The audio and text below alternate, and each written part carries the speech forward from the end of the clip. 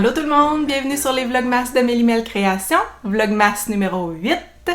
Mon nom c'est Mélissa et j'essaye autant que possible de venir vous jaser de l'Avent, des traditions de Noël, de tricot. Et aujourd'hui, je vais vous présenter mes achats pour le bouquet de Noël que je voulais fabriquer éventuellement. Donc, première chose, j'ai récupéré un bol, en fait un pot à la maison que je vais probablement décorer avec une boucle ou un ruban. Dans ce pot, je vais mettre un espèce de cube en styromousse pour pouvoir piquer les accessoires que je vais mettre à l'intérieur. Et j'ai trouvé dans un magasin grande surface des petits ornements.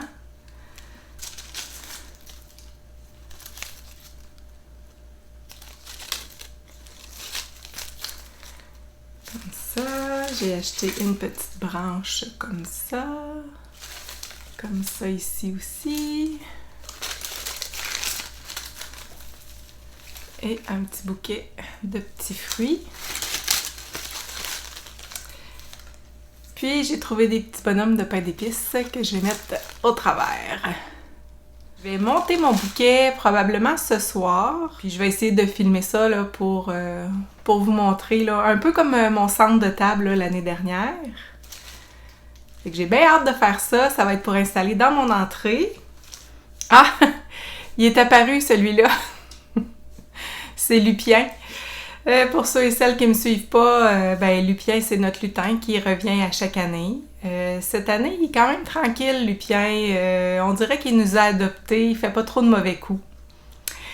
Parlons tricot maintenant. Je vous disais hier que j'avais le goût de finir ma charte de jacquard pour mon Chris Storm Christmas Sweater de Anne Riemann. Pensez-vous que j'ai réussi? Quand on veut, on peut. Tadam! Charte de jacquard terminée. Moi, je fais la grandeur 5. J'ai déjà entamé ma 3e balle de blanc puis ma 2e balle de vert. Puis, je suis rendue à tricoter là, tout un rang droit. Là, je l'ai mis sur un câble pour pouvoir vous le montrer un peu mieux. Parce que sur les aiguilles, là, ça fait tout rabougri.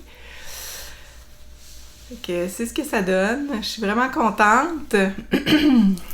Et là, je vais faire les petites boules rouges aussi, là, éventuellement. Puis, j'ai vu que c'était de la broderie.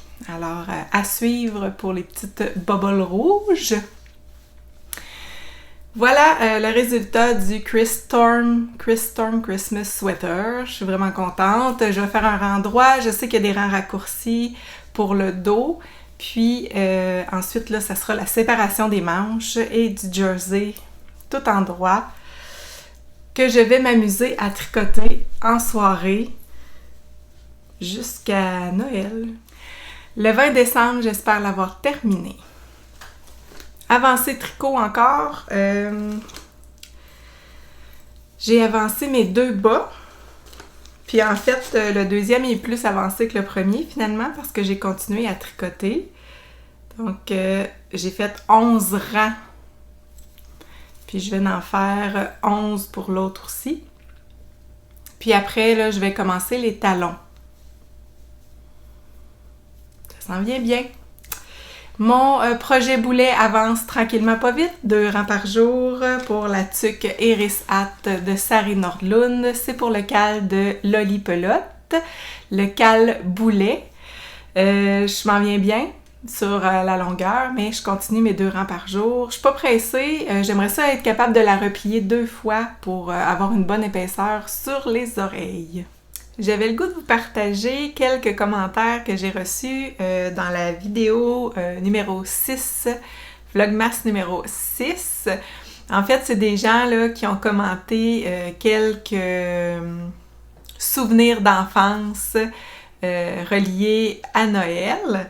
Donc, il y a Michel Tremblay qui explique que c'était un beau chaos parce que les familles étaient nombreuses à cette époque-là. Puis, eux, ils mettaient les bottes dans le bain, les manteaux de fourrure sur les lits. Puis, ils se couchaient les enfants dans le même lit. Puis, à minuit, la marraine venait réveiller les enfants. Puis, il y avait une montagne de cadeaux sous le sapin. Alors, je trouvais ça beau. Je trouvais que c'était une belle histoire. Et je crois que tout ça se passait à Normandin. Il y a aussi Marie-Jo, 79-76, qui, elle, explique que chez ses grands-parents paternels, ils recevaient toujours à chaque année un baluchon. Puis même s'ils savaient ce qu'il y avait dans le baluchon à chaque année, entre autres des paquets de gomme, c'était son cadeau préféré. Lise Jaudoin, 23-14, qui nous explique que quand elle était petite, ses parents avaient déplacé la table dans le salon près du sapin, que le plafond était rempli de ballons gonflés et la table remplie de friandises. Chantal Tanguay, 84-46, qui nous partage aussi un souvenir d'enfance. Il s'endormait, puis son papa et sa maman venaient les réveiller vers 23h30 pour se rendre à la messe de minuit. Oui, la messe avait lieu à minuit. Puis ensuite, il se rendait réveillonner chez la parenté. Puis il revenait à la maison vers 4h30 du matin. Et le lendemain, le 25 décembre, c'était une soirée là, dans la seconde famille. Elle explique aussi que les familles étaient nombreuses puis ça soignait fort dans les parties. Ça, c'est le fun, c'est des beaux souvenirs, j'aime ça vous lire. Il y a aussi Sylvie Turgeon, 69-69, qui nous dit ceci. Chez ses grands-parents maternels en campagne, il y avait la visite des oncles, des tantes à Montréal, il y avait de l'accordéon, du violon, puis les enfants étaient supposés dormir en haut de l'escalier, j'imagine ça dormait pas fort. Puis elle dit qu'elle entend encore la musique là, du temps. C'était vraiment une belle ambiance. Et Sylvie Turgeon me pose la question aussi, est-ce que j'ai un calendrier de l'Avent? Malheureusement, non. J'ai pas de calendrier de l'Avent. C'est pas l'envie qui manque à chaque année d'en acheter un. La seule chose, c'est que j'ai quand même beaucoup de laine. Je voudrais pas en accumuler de la supplémentaire. Et surtout, que c'est pas moi qui choisis les échevaux qu'on va mettre dedans. Est-ce que les couleurs, je vais les aimer? Est-ce que je vais pouvoir les agencer? Est-ce que je vais pouvoir les utiliser? C'est un peu tout ça qui me fait hésiter à acheter un calendrier de l'Avent. Mais je trouve que c'est vraiment une belle idée. La chose que j'aime acheter, c'est la boîte magique de Mélissa de Maille en bas. Parce qu'on peut choisir la base qu'on veut, on peut choisir la quantité qu'on veut. La seule chose qu'on ne saura pas, dans le fond, c'est la couleur qu'elle va mettre dedans. Je m'excuse, c'est mon petit chien. Si vous entendez le petit chien, ben, je suis désolée. En fait, la seule chose qu'on ne connaît pas dans la boîte magique, c'est la couleur, mais on peut indiquer s'il y a une couleur qu'on n'aime pas du tout, là, le mettre là, dans la petite boîte de commentaires sur son site internet. On peut indiquer une couleur qu'on veut pas.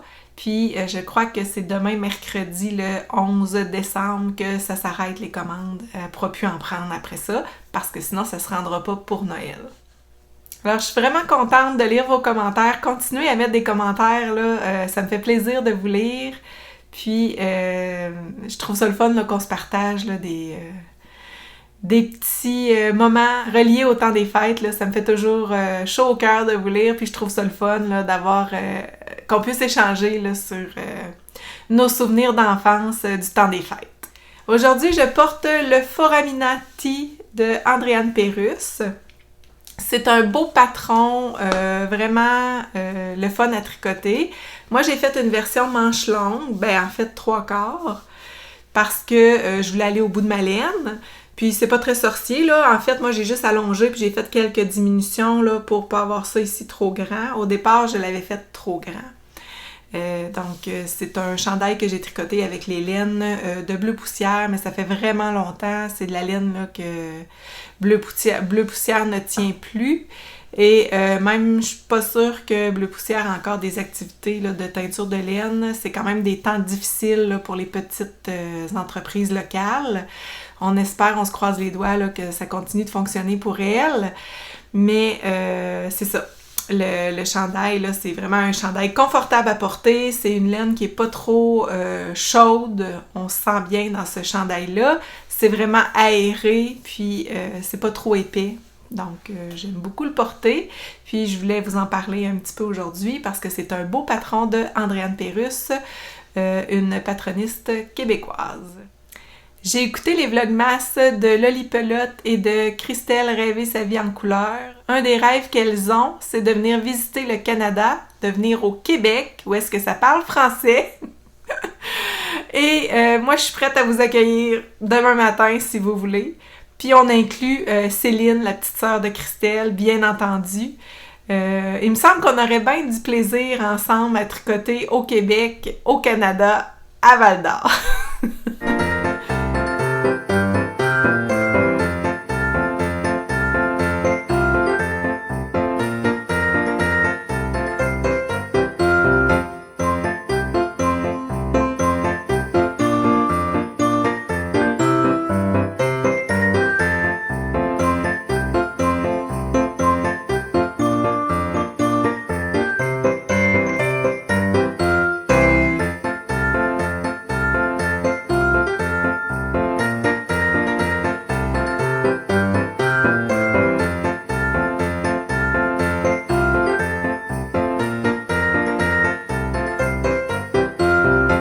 Je vous embrasse. À la prochaine!